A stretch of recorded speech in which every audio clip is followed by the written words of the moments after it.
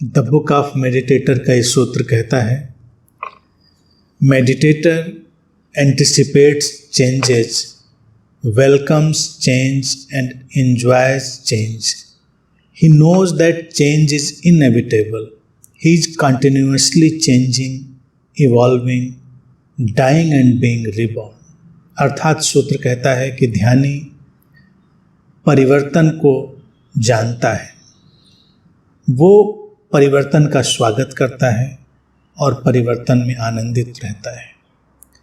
वो जानता है कि परिवर्तन अपरिहार्य है और वो निरंतर परिवर्तित हो रहा होता है, विकसित हो रहा होता है और नए जन्म के लिए मर रहा होता है। कहते ही हैं कि जीवन में एक ही चीज अपरिवर्तनशील है और वो है परिवर्तन।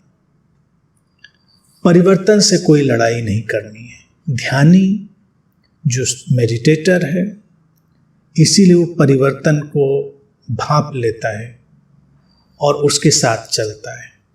उसका कोई संघर्ष नहीं है कि परिवर्तन नहीं होना चाहिए। आम व्यक्ति का जो सारा संघर्ष है वो स्थायित्व की तलाश का है। ध्यानी सारा काम करता है अच्छे से, लेकिन वो परिवर्तित होने से नहीं डरता। परिवर्तन के साथ चलने से वो घबराता नहीं है। परिवर्तन आते हैं तो उनका स्वागत करता है, उनका आनंद लेता है और जीवन की इस परिवर्तित होती हुई धारा के साथ ही वो विकसित होता है और वो विकास उसके जीवन को एक नए किस्म की समृद्धि भी देता है। सूत्र कहता है कि वो प्रतिक्षण मरता है ताकि प्रतिक्षण नया जन्म ले सके। आवश्यक है। अगर हम मरना नहीं जानते, मरना अर्थात छोड़ना, तो फिर नया आएगा कैसे? नए के आगमन के लिए आवश्यक है कि पुराने को विदा किया जाए। ये जीवन का नियम है। पुराने पत्ते पेड़ से जाते हैं तभी नई कोपले आती हैं। अब हमें नई कोपले भी चाहिए और पुराने पत्ते हम जाने नहीं देना चाहते, हमें पतझड़ पसंद नहीं, तो कैसे आएंगे नई कोपले? जीवन भी ऐसा ही है। लेकिन जीवन में जब हम ऐसी स्थितियों को देखते हैं तो हम इनको नहीं स्वीकार कर पाते। बाहर पेड़ों को देखते हैं तो बड़ा अच्छा लगता है, हाँ ठीक है, पतझड़ आया, पत्ते झड़ गए, अब नई कोपले आएंगी। जीवन में भी ऐसी तमाम परिस्थितियां होती हैं जिनकी जब तक उपयोगिता होती है वो जीवन में रहती हैं।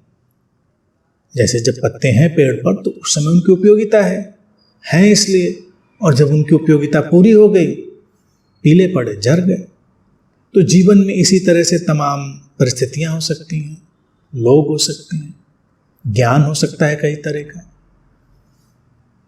जब उनकी जरूरत थी वो हरा भरा था, उनकी जरूरत नहीं रही वो विदा हो जाएगा। कुछ परिवर्तन आएगा, तब उसका स्वागत करना है। परिवर्तन के साथ हमको विकसित होना है। तो ध्यानी का जीवन इसीलिए बड़ा तरल सा होता है, बड़ा सरल सा, क्योंकि वो स्थायित्व के लिए कोई लड़ाई नहीं लड़ रहा है। मनुष्य के भीतर जो सबसे बड़ा द्वंद्व रहा है वो यही रहा है, वो अनिश्चित को निश्चित बना लेना चाहता है और परिवर्तनशील को वो अपरिवर्तनशील में बदल देना चाहता है, यानी कि स्थायित्व में बदल देना चाहता है। ये संघर्ष, ये द्वंद्व उसको हमेशा पीड़ित रखता है।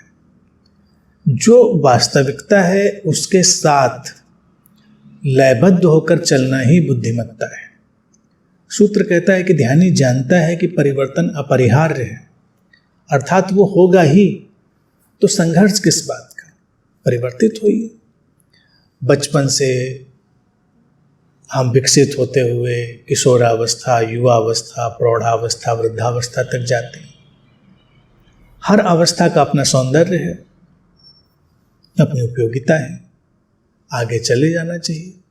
लेकिन केवल उसी स्थायित्व की कामना के चलते हुए लोग कैसे अटक जाते हैं? वो वृद्ध नहीं होना चाहते, चेहरे पे झुर्रियाँ आ रही हैं तो झुर्रियाँ नहीं चाहिए, तो पूरा बाजार भर जाता है उनसे। उस तरह के सारे प्रोडक्ट आ जाते हैं कि जो उसको वृद्ध होने से रोकेंगे। अब रुकना क्यों है? अगर नैसर्गिक रूप से कुछ परिवर्तन आ रहा है तो आ रहा है, उसकी अपनी कुछ गुणवत्ता होगी, उस गुणवत्ता का आनंद लेना है।